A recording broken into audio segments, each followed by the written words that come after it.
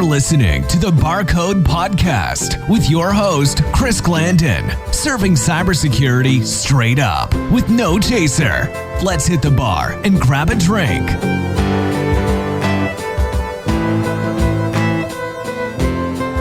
Hey, Tony, what's going on, man? Where you been at? I haven't seen you.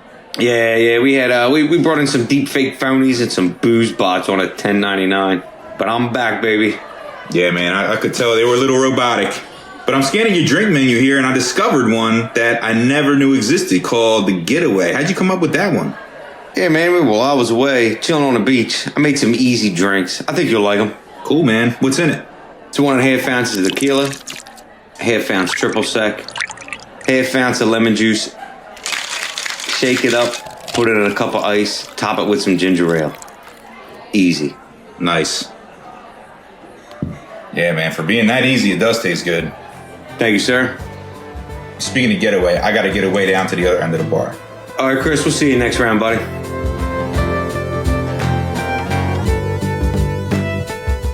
I'm here with one of the world's leading cybersecurity experts, developer of the Metasploit framework, founder of the Metasploit project, and also known for his work in Warvox, Axeman, the Sonar project, and now focused on his most recent project, Rumble Network Discovery.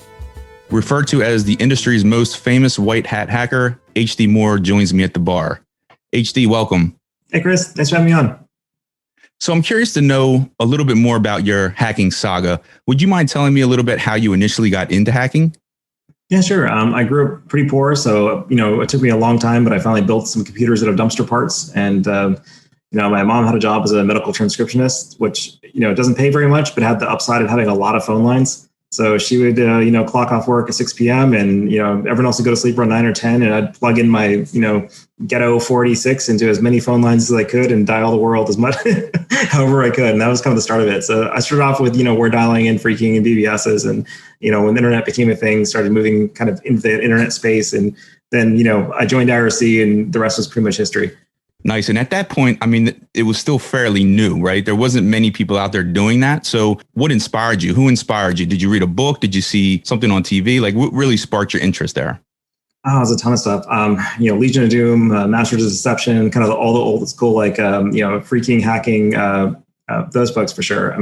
It's just amazing to me that you could explore the entire world from your living room or, from your basement or from your closet, like wherever you happen to be. It was such a amazing thing to me that all it took was knowing the magic numbers of a phone number or later on an IP address to go all the way around the world and talk to some random system in the middle of nowhere you've never seen before. So for being a poor kid in Texas with, not a lot of access to anything else, that was just mind blowing to me and just really sucked me in. Gotcha. What are some of the hacks that you're most proud of, or particularly interesting ones that you can legally admit to? That's a hard one. There's lots of really cool vulnerabilities out there, and I like them all for different reasons, right? I think probably the exploit I spent most of my time on, which is in retrospect a really easy bug, but at the time was just kind of like when I finally was able to get remote code execution running on Windows properly, was the old Apache chunk encoding bug on the Win32 platform. I remember my first exploit was this crappy pile of Perl scripts that shoved 50 megabytes of data into memory on the remote host and just jumped randomly trying to find it. And that's where it started off. And I finally got better at that. I was like, oh, wow, you can use a pop red, or you can use this or use that. So that for me kind of unlocked in my brain the ability to actually start doing RCE bugs and start moving into heap exploits and all kinds of fun stuff then, SEH and all that kind of stuff back then. Back when exploits were easy, I guess, compared to these days. These days, they're crazy hard. I don't know how anyone does exploit dev anymore. It's all heap grooming and mitigation bypass. I just like to write code, man. So I don't know. It's a very different world today, and I have a lot of respect for folks who can keep up with the crazy hijinks required to do exploit dev these days. Yeah. Do you do any exploit dev right now still, or on the side at all? A little bit. I play around with anytime I get a new piece of hardware, I take it apart, I dump firmware, I go through bins, I do all the normal stuff just for kicks. I've got a whole bunch of half disassembled stuff on my workbench and kind of poke at it where I can. And I don't know. I like logic bugs though. The stuff that I find most fun is, information leaks that you can slowly get, take a whole bunch of different information leaks and build them up into something that actually turns into RCE, or it's credential leaks or bypass. I like a lot of the logic stuff better, I think, because one, it's quicker to getting to what you want to do, which is to get a shell in the thing. You're not spending, 2 weeks of your life grooming a heap trying to get things to work just right. I find that stuff just super frustrating. So for me, being able to actually do something is great. And I always cared more about like data access or logical access to an application, much more so than did I get root or not. That all seems secondary to what the goal of the thing you're doing is, right? So for folks who kind of do a lot of pen testing, root or even DA is not always the goal. It's usually the goal is like, well, I need to get into the CDE, or I need to get access to this particular data on this particular server, or this particular network. And that's not always root, right? So being very focused on what your end goals are and working on exploits and paths to exploitation that take you to that goal, even though it's not necessarily the sexy remote perfect heap exploit. I guess that's kind of where I get excited. So you've inspired countless security professionals in the world today. Who has been the most influential people to you personally as you came up in the industry? That's a lot of folks. I mean, when I was growing up, there's this giant generation in front of me that I always looked up to that mostly weren't very nice to me when I was a kid, because I was like the annoying kid. I was asking like, hey, can I get a, send me that SH exploit, or send me this thing, or hey, where's the latest TESO wares or whatever, right? So, I mean, I grew up kind of looking up to the ADM crew and, LSDPL, those four guys, Team TESO, of course, Woo Woo, all those folks, right? So early on, there's a lot of folks that were, really influential and helped me kind of get into programming and kind of just get my start. Like Tim Newsham was also a hero of mine. Dan Farmer, of course, for working on Satan in the first, early on. It was really nice working with them again on IPMI stuff recently, or semi-recently. Yeah, a lot of folks kind of from that era for sure that I looked up to and just thought were like, gods. And later on getting to know, Theodore better, getting to know other folks who do a lot of software development, meeting Marty Roche in the Snort field, like with the Snort project back then before it became SourceFire. It was just really cool kind of like growing up among those folks. But I always felt like the noob and the young kid in those scenarios. I was always like just a couple years younger than everybody else, and I always felt like I was just behind the curve and where I wanted to be. So it was frustrating, but it was also cool kind of watching them all do amazing things and, trying my best to make my dent in the world too. Yeah, and I'm sure it carved that path for you. And whereas if they didn't come before you, it's like it's uncharted territory at that point. And you got to have someone to be able to follow, I think, to be able to steer you in one way or another. So you created Metasploit in 2003. How did that project come about? It was a lot of stuff happening at the same time. Like early 2000s is when all the old school like hacking groups like, TESO, LSD, et cetera, kind of disbanded or at least gone completely private. Folks were less willing to share the exploits that they worked on publicly anymore because there's a huge commercial demand for them. Like even doing security testing, you lived and died by available exploits. Like if you went into a bank and they said, okay, I have this vulnerable server, how come you couldn't break into it? You couldn't just tell them, well, I didn't have an exploit because it wasn't cool enough. Like I didn't know the right people in RSC. That's literally how things worked back then. Like you either wrote it yourself or you had a buddy that gave it to you. So it was right around the time when we went from being really kind of underground focused and friend based and community based to being much more commercial. So around that time frame is when, Core Security launched their Impact product, the first kind of commercial pen testing tool that actually had exploits in it. That was kind of an inspiration to me as far as like having a actual clean toolkit you could use. So at the time I was working at a MSP where I was running the red team, and our tools were just a big hodgepodge of all kinds of stuff. We had a bunch of scripts we wrote ourselves. We had a bunch of slightly modified tools from other places. And back then what drove me crazy was like, hey, I've got this exploit, but it's a bind shell and I need a reverse shell. Or this one's hard coded for this, but I need to change out the target, but that breaks the character set and therefore I can't use it because it, have to re-encode the whole shellcode again from scratch. And there's also a time frame when Windows shellcode was absolutely terrible in 2001, 2002. I mean, the smallest shellcode was from Windows for remote shell was by a gentleman named High Speed Junkie out of Japan. It was like 750 bytes. It was huge. And of course, I think Halvor had like a 380 byte one, but he hadn't like shared it publicly then. So the shellcode itself, and exploitation techniques, the encoding mechanisms, it was all pretty early on as far as like building exploits. So the idea behind Metasploit is how do we standardize all the tools that my team is using?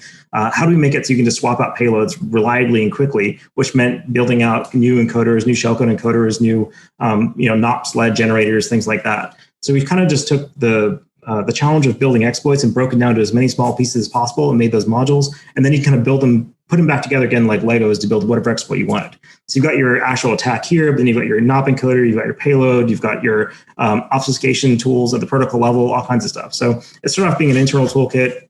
The company I worked for decided they wanted no part of it. They didn't particularly like the fact I worked on it. They wouldn't admit to our clients that I worked there because they thought it was shady. So we had a lot of financial services customers back then.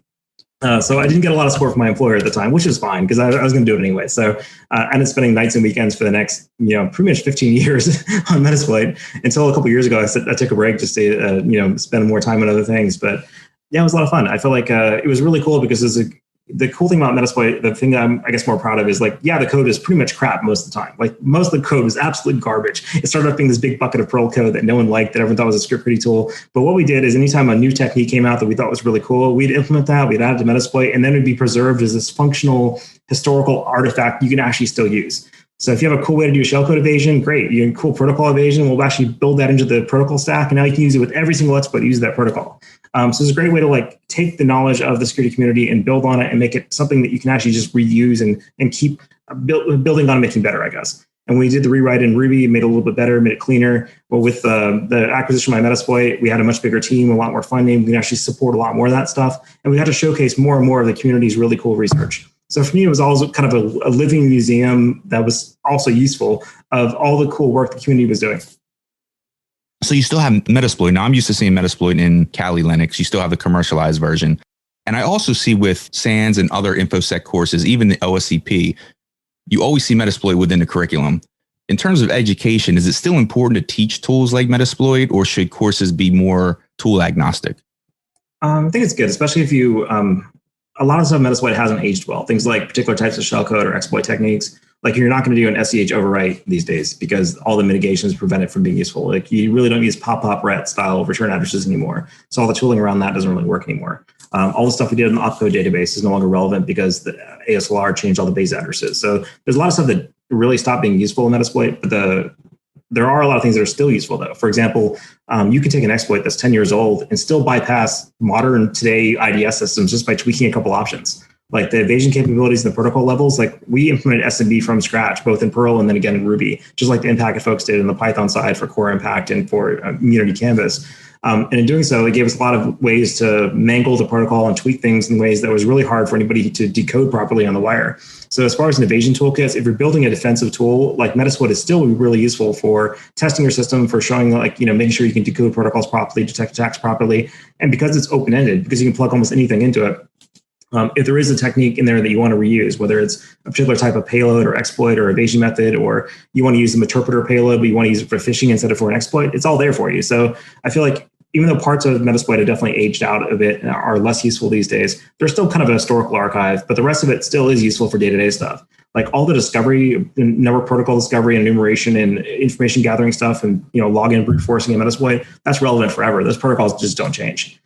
So even today, there's a lot of really cool stuff in Metasploit that actually inspired me to go work on Rumble in the first place. A lot of the discovery models we did in Metasploit never really made it anywhere else. Like all the cool NoteBIOS discovery stuff we did for identifying secondary network interfaces, I'd never seen another tool do prior to Metasploit, and very few even after that. So that was one of the reasons why I really wanted to go after Rumble and tackle network discovery as well. Got it. So yeah, I noticed that you're really focused on Rumble now. Could you explain this initiative and its focus? Sure, yeah. So one thing that working on security products and pen tests for the last 20 years, the very first thing you do in every single network is, okay, what do you have? Give me your scope. What's your IP space? Okay, now that I know your IPs, what's actually on your network? What are your devices? And those two components never really got any easier. Like even in like 2021 now, like you still have to do a lot of work to figure out what someone's networks actually are. And so what was driving me crazy was like, okay, we go into this new pen test, we're doing a new customer, we don't have credentials or anything. We need to quickly figure out what's on the network, what's connected, what these devices are. There weren't really any good tools for it. What we saw is that on the IT side, all the tools for doing discovery were based on authenticated discovery. You had to give them your Active Directory credentials, your SNMP, your SSH, your Cisco CLI credentials. On the security side, everyone was using their vulnerability scanning tools as their inventory. So the way you figured out what was on the network, we ran nesses against it. Well, what if you couldn't run nesses against that segment? Well, you knew it's there, but you didn't really have a good inventory of it. So it's this weird kind of corner case where if you're trying to do unauthenticated discovery of a network, you really had no good tools for it because everything was designed to either be credential-based or security scanning based. And the security tools were really terrible at providing inventory, and the IT tools were really terrible at telling you anything about a device they couldn't authenticate to. And there's definitely lots of scenarios where you don't want to sling your credentials around the network. I mean, there's a lot of fun tools out there like Responder, Flamingo, that if you run it on a device during a pen test and someone runs Nessus against it, you capture Nessus's credentials. Like there's lots of ways to shoot yourself in the foot when you're doing authenticated scanning. So the whole idea behind Rumble is like, let's give people a really quick way to drop an agent or use a CLI scanner and quickly identify the entire network, with a very low amount of traffic. So active scan based, but without knocking things over. And that required doing a custom scan engine, our own SYN scanner, our own protocol, application pros, fingerprinting, et cetera. So it's been a lot of fun. It's about 2.5 years so far in Rumble. We're, actually have 3 employees now. We've got a 4th on the way. We've got a big hiring plan for the year. We've got a bunch of customers. So we're doing well. We're actually paying our bills now, which is nice after 2 years. Nice. That's great. So what are your future plans for the company? Where would you like to ultimately take it? Well, there's definitely 2 parts to it. There's one is like what's impact we want to have in the industry and the community. And part of that has been really focusing on making sure, even though the core of the software is closed source, that all of our fingerprints are mostly open source. So we have about a little less than half these days of our fingerprints in Rumble are actually part of the open source Recog project. Recog is fun because it's a project that's technically is run by Rapid7. It started off being the fingerprints for the Nextpost product. We brought it in Metasploit, Metasploit's fingerprinting system. When I worked on the project Sonar, we shoved all the internet scan data into it and used that to basically expand the fingerprint coverage. And then now that I'm working on Rumble, we use the same database and contribute back to it for Rumble fingerprinting as well, which is cool. It's basically just a big XML library of like matching regexes to device signatures. So if you're doing any kind of cool like networking operations work or port scanning work or anything where you want to quickly look up what type of devices based on its web page title or based on its HTTP server banner or SNMP OID, you can use the Recog databases for that. And they're under a really wide open license and it's great. So hopefully we'll help the whole community get better at doing fingerprinting by doing that and convince people there's more need for doing just basic inventory across the networks. On the commercial side, we really just want to help our customers quickly identify what's on the network and be able to search their network quickly. So we have a search-based interface, so folks can say, "Okay, I've been scanning my network, every day for a couple months. Find me every SolarWinds Orion box like that." And that's one of the things we quickly do for clients. Or for the zero login vulnerability, find me all my domain controllers, no matter where they are. And if you're a large university, you may have 80 different domain controllers, all in different labs, all part of different domains, because you've got so many different units across the organization. We try to help folks who are doing lots of M&A. So healthcare, for example, you'll have like a big hospital buy a bunch of clinics. When they go into those clinics for the first time, they don't have credentials on anything. They can't log in any device if they wanted to. So instead, they'll like RDP into a Windows box using like temporary system, or you send a Raspberry Pi in with a Rumble agent on it, use that to do all their initial discovery, and then build it up from there. So I think there's lots of really cool stuff we can do to help kind of push the industry forward on asset inventory, discovery, and really making network connected asset information more visible to everybody. Another part of that is just identifying topology and topology problems. Like, for example, because we take all these really cool techniques for like multi-host, we can pull the MAC address of a device like 15 different ways across multiple hops. So we can often tell people like what the MAC address of the device is, even though we can't directly query the device. So an example there would be, you've got a subnet full of like Windows machines and they all have firewalls enabled. So most tools are going to tell you jack squat about them because they can't measure them. They can't really ping scan them. They might get ICMP. That's about it. But Rumble will actually say, oh, look, there's a printer on the same subnet and it's got default SNMP. Let's dump the ARP cache of the printer and use that to match the MAC addresses back to the Windows host again. Then let's use the MAC address of each of those Windows hosts and look at the hardware model. Then for the hardware model, we also have the manufacturing data on it. And based on this particular prefix of the MAC address, we know it's actually an Intel NUC.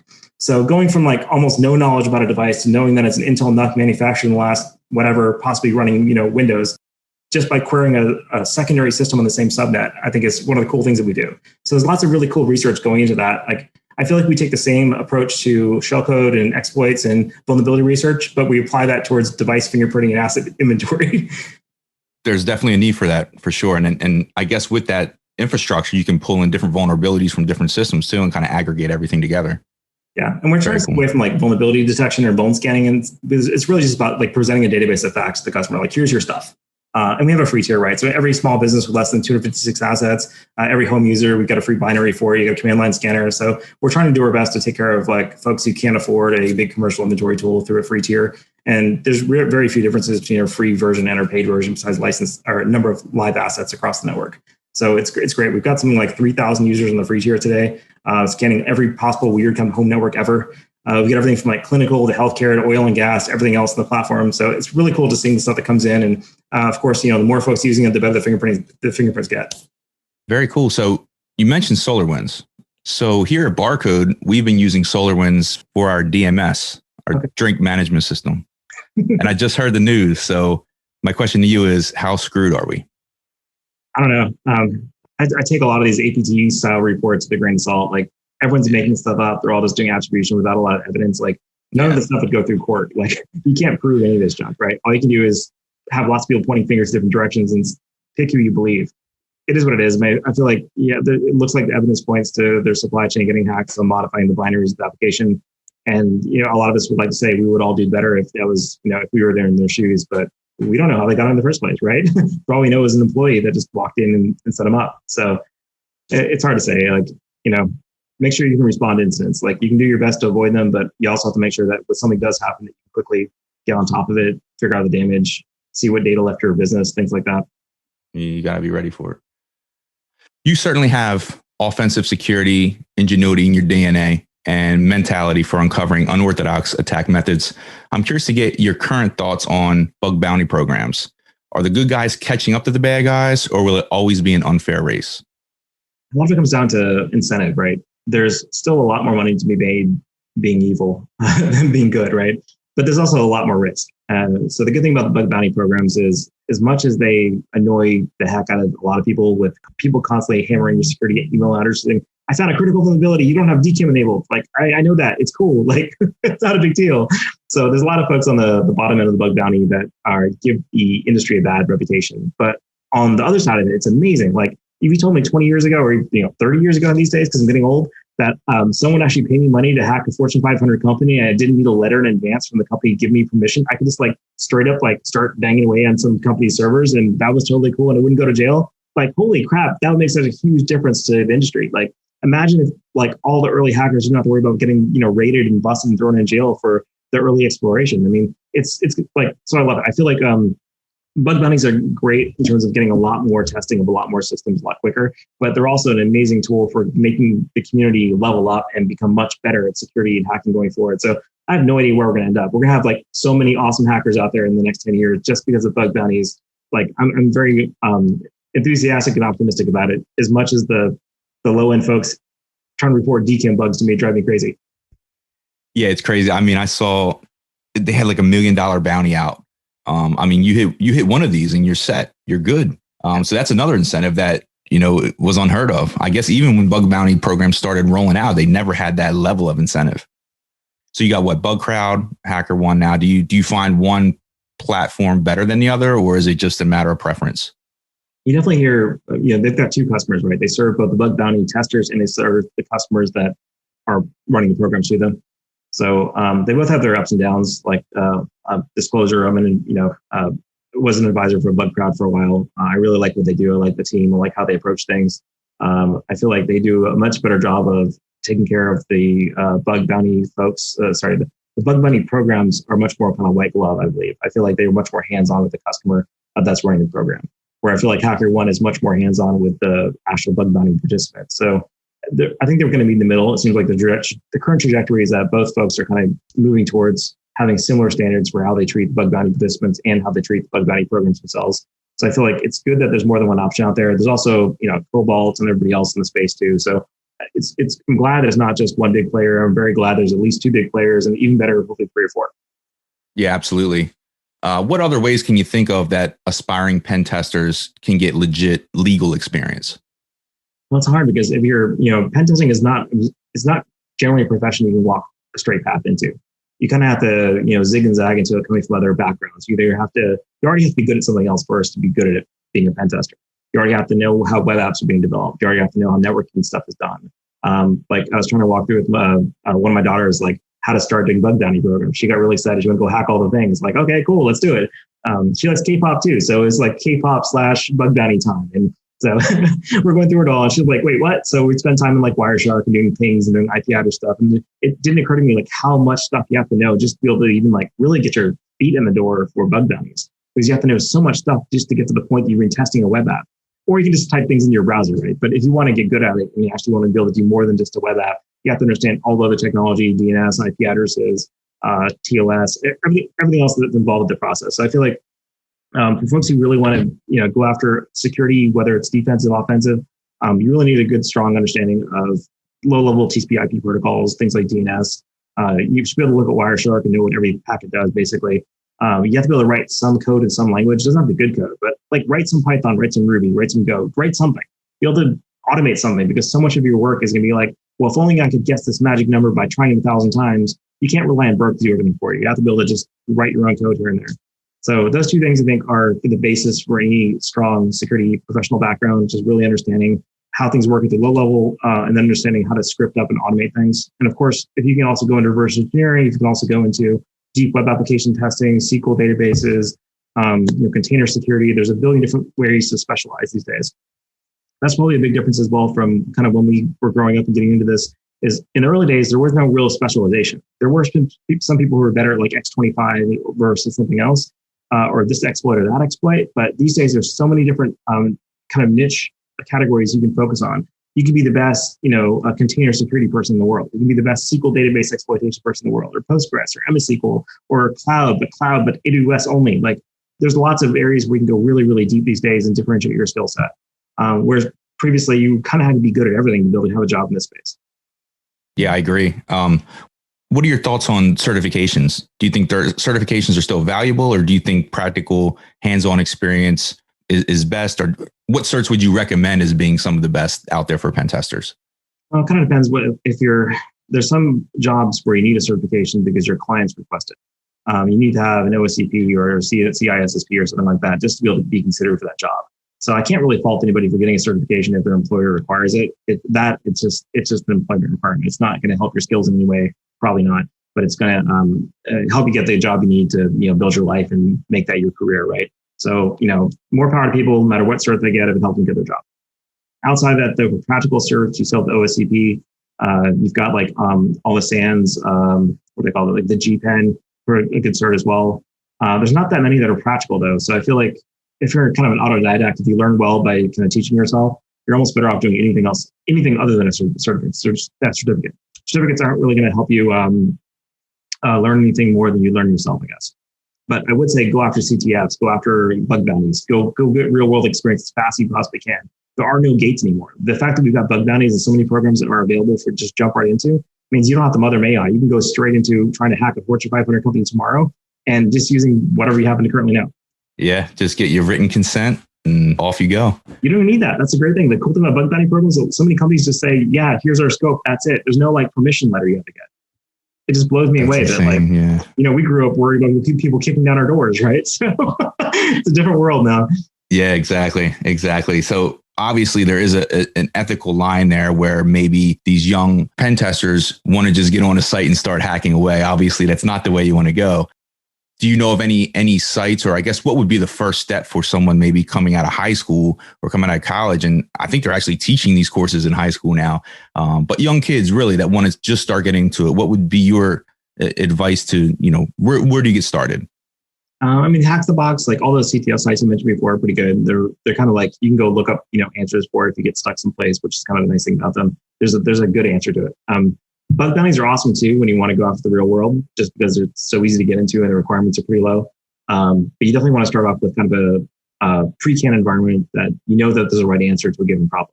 The problem with like breaking into real world computers is there is no right answer. Hopefully, if the company did everything right, you can't get into it, right? So it's one of those things where when you're first starting out, to build up your confidence, it helps if you start off with a CTF first, or going to vulnhub.com and grabbing like one of the VM images off that and banging on that for a little bit, reading up on the guides for it, asking other folks who are getting involved. Like early on, having surrounding yourself with peers who are also at the same stage of learning as yourself helps a lot. So a lot of the forums and Hack This Site, for example, are great for kind of learning from your peers, getting a feel for how to solve the problems, and then just talking to people who are in the industry doing the kind of work you want to be doing. Like, hey, what do you recommend, or what was something that you learned a whole lot by working on? So organizations are in desperate need of a solid IoT vulnerability management approach. What would be your top recommendations? I'm a little bit biased, but I think first you should at least know where they are, at least know how many devices you have in the first place and what networks they're on. Like if you see a whole bunch of like Apple TVs in your corporate network, like maybe you want to move this to a different segment. Maybe you want to put your PS4 in a different VLAN. Like one of the most surprising things about working in Rumble has been, as we do all this work and we start measuring inventory of all these different companies' internal networks, how many consumer devices are sitting in corporate LANs these days? Like these aren't sitting in wireless guest networks. These aren't sitting like separate from the main production systems. You literally have like the main file server for the company with a PS4 plugged in next to it. And that's just reality these days. So, I think segmentation is definitely a big challenge. The way to address that is, one, figure out, do I have a PS4 plugged in next to my domain controller? And two, if it is, let's move it someplace else. Like that kind of stuff. It's little things like that, but just getting a handle on your inventory, I think, is really important. You continue to stay very active in your business and developing Rumble. I'm just curious to know, how has COVID affected you or disrupted your day-to-day professional workflow? I was born to be locked into a room for all my life. This is great.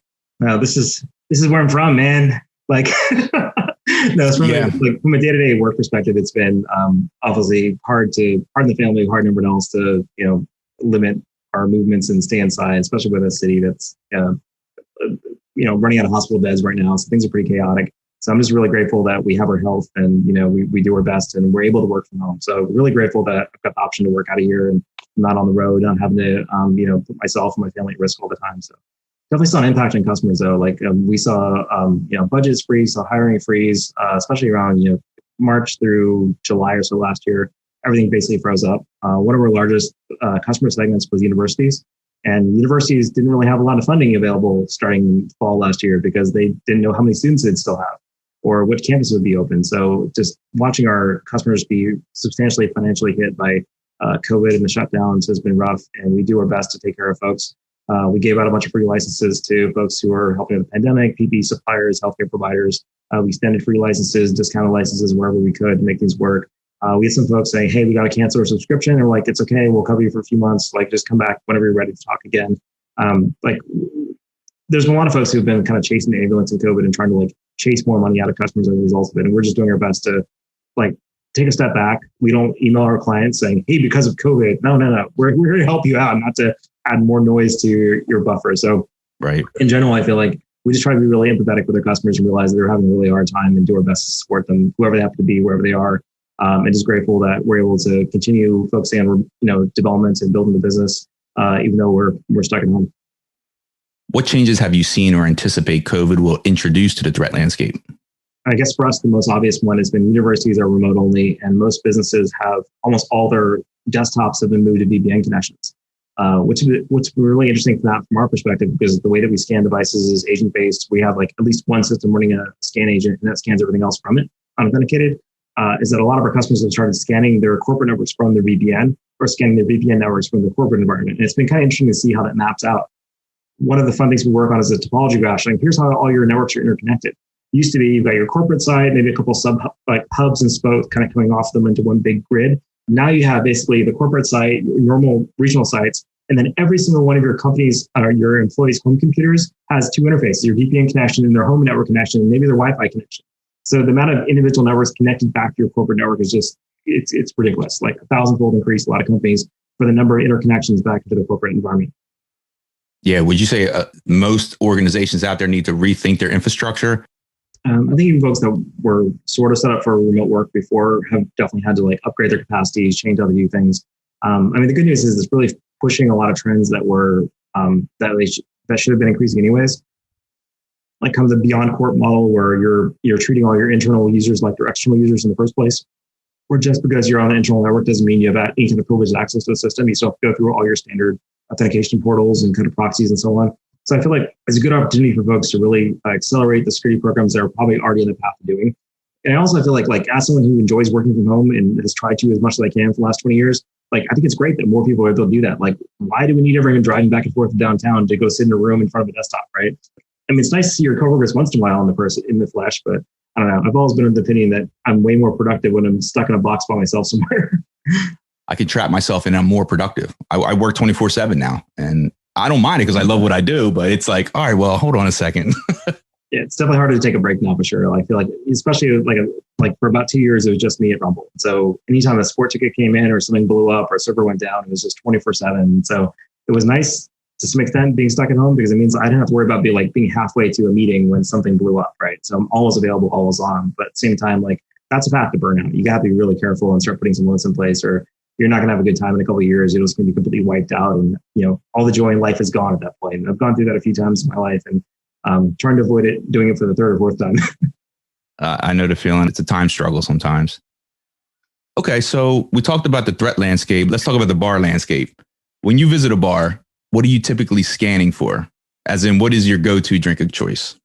I'm so random. I drink all kinds of stuff. Especially I'm trying to be healthier. I'll try to do low carb stuff. I'll drink basically champagne or vodka sodas. Or when I'm actually feeling like I deserve, can deal with something a little more heavy. I love Belgian beers.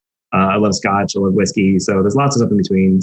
Absinthe cocktails, almost anything. I'm not that picky of a drinker, I think. Nice. So COVID has had an impact on nightlife everywhere. And I'm sure under normal circumstances, the bar scene in Austin has got to be pretty insane.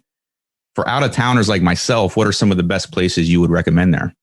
There's a few places that have really, really good selections of particular type of liquor. So Peche down on 4th Street has an amazing Scotch setup. They also have a really good absinthe setup. So if you want to try just weird liquor you've never heard of before, or like a bottle you haven't seen in 20 years.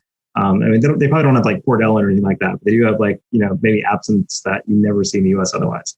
So I love bars that just have like a really interesting selection. There's also a couple bars here that are sort of secret, like you have to know the right thing, and they're kind of a speakeasy style.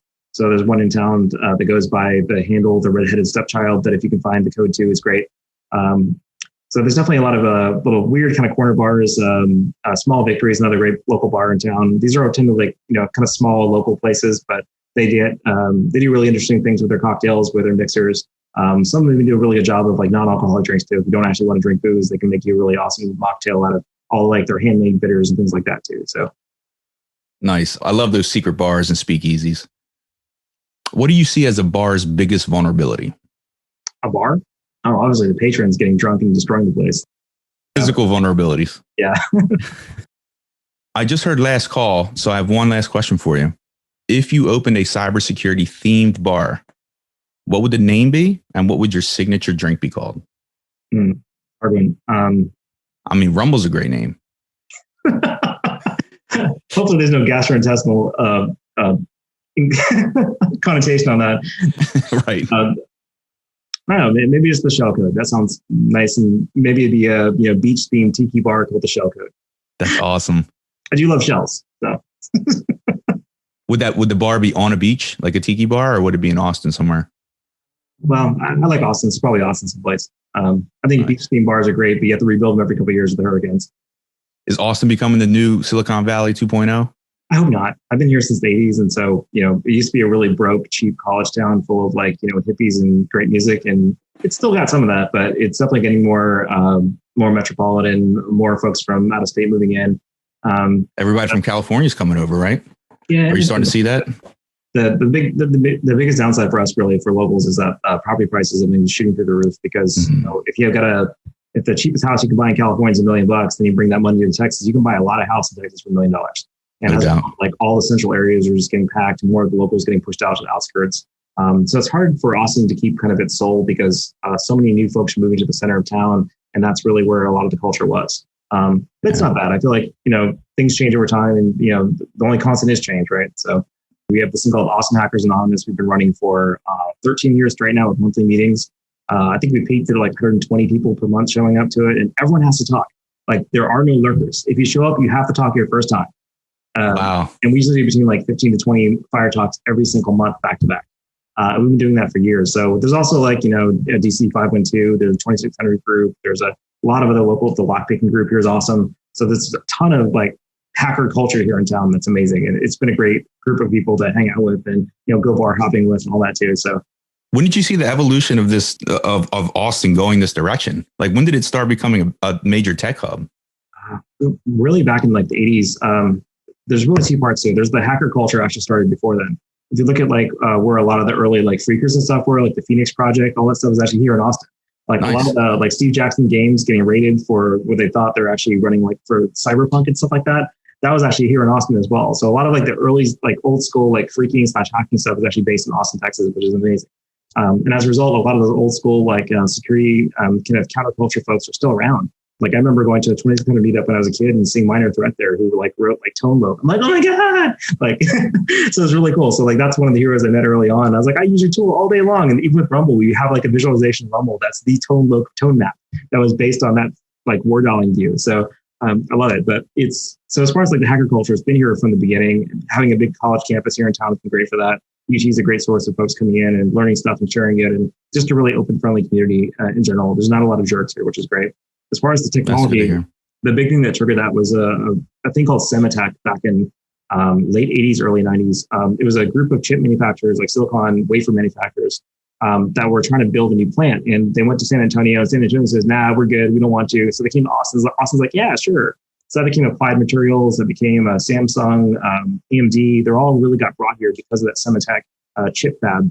That's what they call Silicon Hills. It wasn't about technology. It wasn't about like the software side of technology. It was about the actual silicon manufacturing. And that eventually led to being, the home of Deja News for a while before Deja collapsed in the early 2000s.